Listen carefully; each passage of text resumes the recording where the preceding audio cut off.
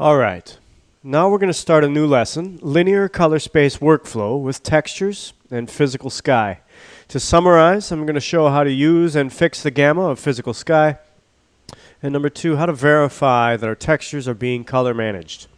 So first thing that we do is we open up a file. This is something I got from TurboSquid, or say it's an old model from demo times. It's a model of a warehouse, and it's going to show a little bit of indoor-outdoor lighting together. This model seems to be about 3 or 4 stories tall, and let's estimate the physical size. A story is, say, 3 meters. So we want to be between 10 and 12 meters on this thing. So it's very important that we look at it in an orthographic view and make sure it's got a fairly accurate size. I hate to harp on this kind of stuff, but it just has to be a decent size. 958 is what we got. So that is about 10 meters. Remember, it's 100 centimeters is a meter, and my unit is a centimeter. That's kind of default stuff. I want you to set your things up the same way, and 10 meters tall seems fine. And I'm going to zoom in, get a decent looking render camera, and we're going to start rendering. The main reason we have to have the right physical size is to really have shadows and light work correctly. Shadow blurring or shadow softness changes according to distance. So if you're working in a miniature world, you will not get accurate shadow blurring. So that's like a big reason I want to always fix this stuff. Okay, so let me delete some of these old files here. And what we're going to do is we're going to start with a quick render of the default renderer, which is Mental Ray. It's just going to bring in the model and render. And there he is. We notice it was very fast because it's using the default light. So the first thing we're going to do is go to our render globals, and we're going to say, stop using the default light. This thing is a little bit dangerous. We turn that off.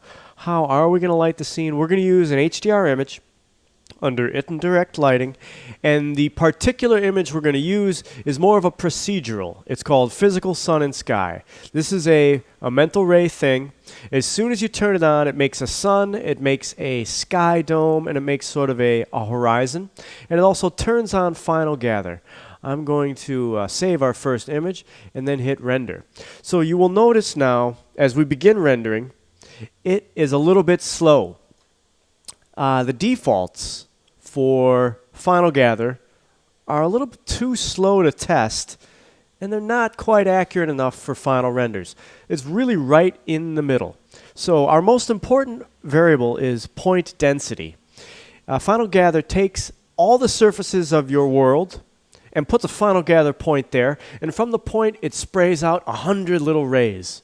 So our point density of 1 is fairly high. If I want my render to go faster, you lower this number down quite a bit. We could say 0.1. You could say even 0.01. You'll get a less accurate lighting model, but it's not so bad that you can't evaluate things. So let's say I turn this down to 0.1, and I'll just leave accuracy at 100, and point interpolation has almost no difference on the speed. And with that, I can hit save. And instead of 48 seconds to render, this should go in 10 seconds or so. It's using 1/10 as many Final Gather points on your surfaces to begin shooting out rays. Okay, that's a reasonable looking thing. You can see the difference. There's more Final Gather points, less Final Gather points. It's a difference in shading. We'll turn it up later when we finish up, okay? Now, this is a horrible looking render. What have I done? We're going to start with, why does physical sky look so washed out? You know, it's something with color management.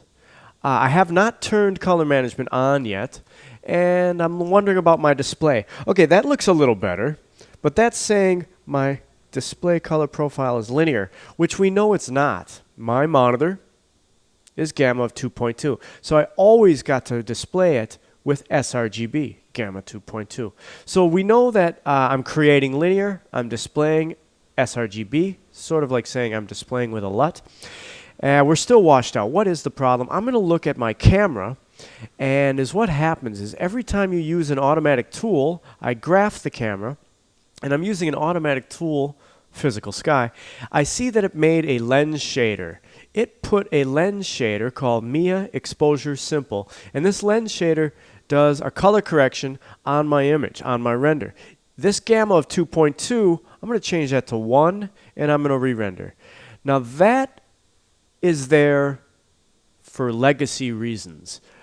Older color management solutions used to use the lens shader to solve some, it's like putting a LUT on, which we now do in the color management tools.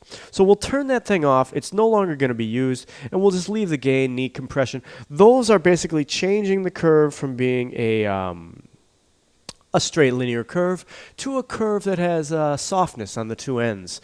This is a useful tool. There's even a better one called Mia Photographic. It has more variables, and is what it is. It's color correcting your render in Maya. Good stuff, but we're not going to get into it right now. Okay, now we notice after we have turned off that gamma, we turned off the gamma. It's looking a little more natural, but I definitely feel like the textures are still washed out. We're sure that they are because I haven't turned on color management yet. But let's take a little more look at the physical sky. I scale up my light. This sun direction comes with the physical sky. Let me graph that thing, and I see that physical sky is a little more than just a light now. It uses a light shader. The shader goes into the light, and then it has this controller, which is the physical sky. So I control multiplier, which is just the gain, and that will control the intensity of my light shader. Then you can do color things like haze will soften everything up. Red and blue will make it cooler or warmer. You can have a saturation to the colors, a ground color. We're going to leave it pretty simple right now. I'm just going to change the direction of my light. I want my light to be lower in the sky as though it was sunset, and I want it to be streaming into the warehouse.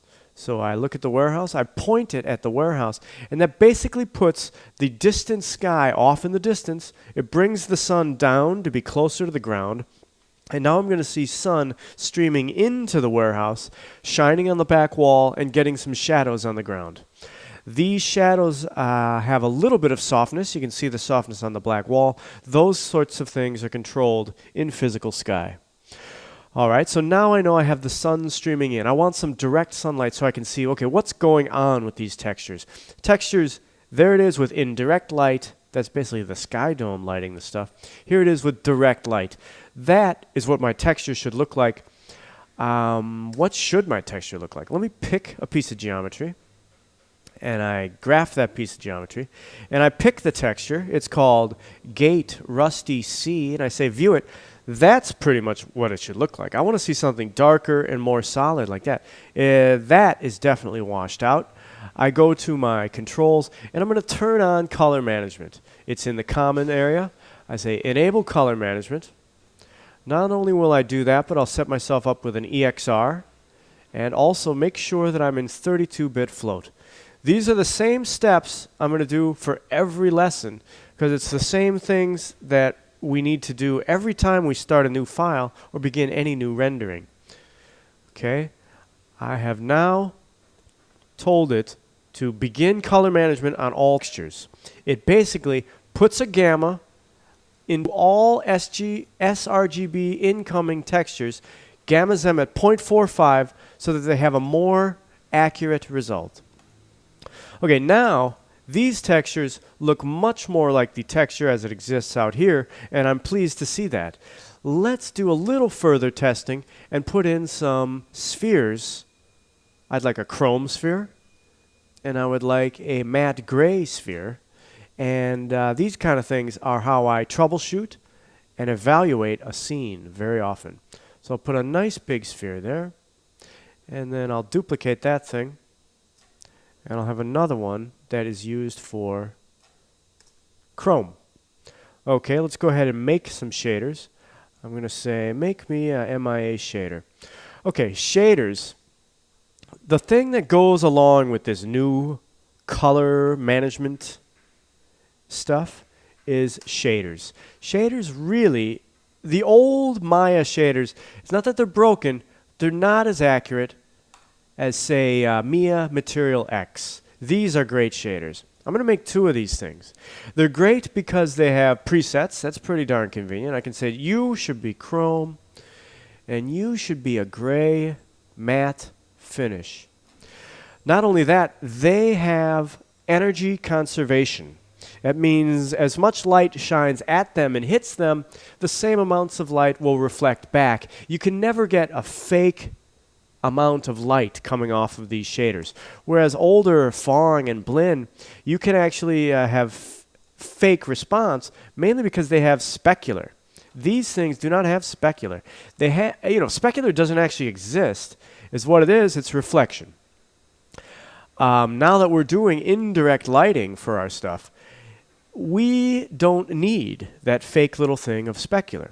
Okay, I've made a gray sphere and I've made a chrome ball. This will get me 2 things. The chrome ball is going to allow me to see the rest of my sky.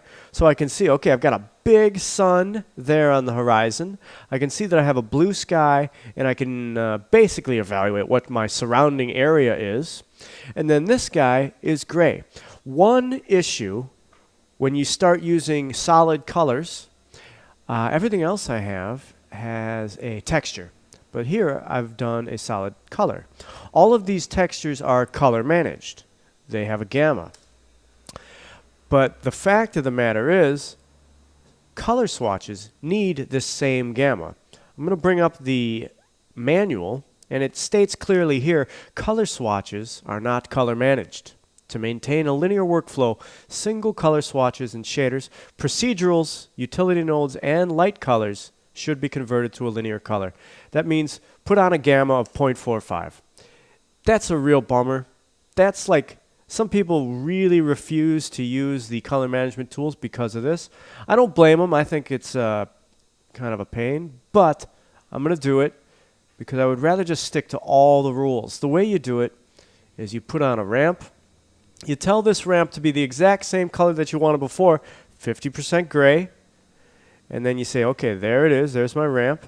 And then I say, I need to put a gamma between there. So I go in here, type gamma, find my gamma swatch. Okay, ramp color goes into value. I delete the old connection. And then my gamma goes into color.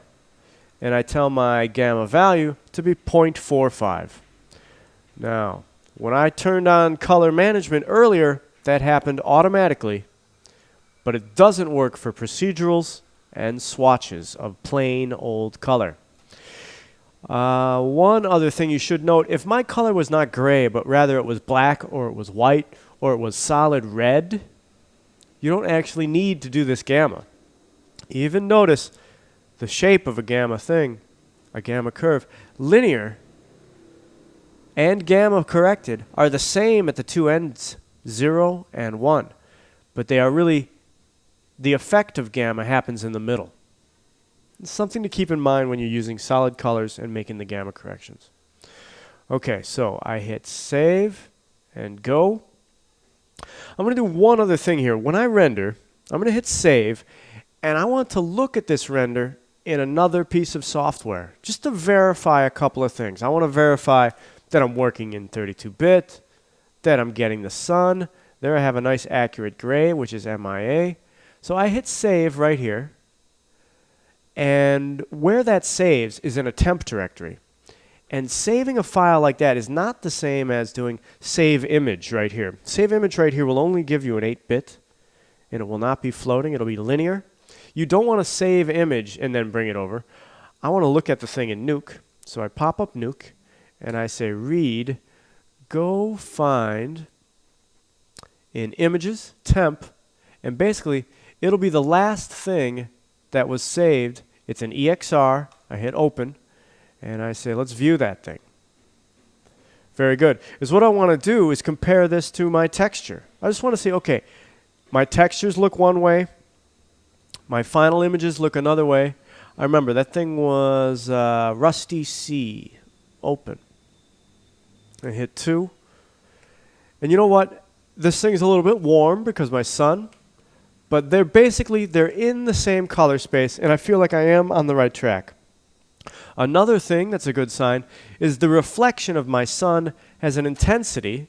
You can see the RGB numbers right down there, larger than 1. So clearly, I'm in a linear color workspace, and I'm using floating point values. So my output is good, my input is good, and that's something I'm going to pay attention to each step of the way as I work on these things. One other thing to keep in mind, if I go to my output of color management, display color profile, linear RGB, that's what we're actually rendering, but I put a LUT on the thing in view, a LUT to change it. It's my display color profile. I'm looking at a computer monitor, so the computer monitor is always sRGB, so I've got to have this thing set. That's what I'm looking at. Nuke does the exact same thing. Nuke LUT is right up here. You either say none or sRGB. And that would be, and I shouldn't be calling that a LUT, it's a gamma correction, but that is the same little tool. Maya just didn't have that ability in the past. Now for 2011 and 2012 it does. Okay, that brings us to the end of physical sky as an HDR. Next we're going to do the same sort of exercise with real HDR images, but in conclusion I just want you to realize how physical sky works. Always watch for extra hidden gammas and verify that your textures are being gamma corrected. All right.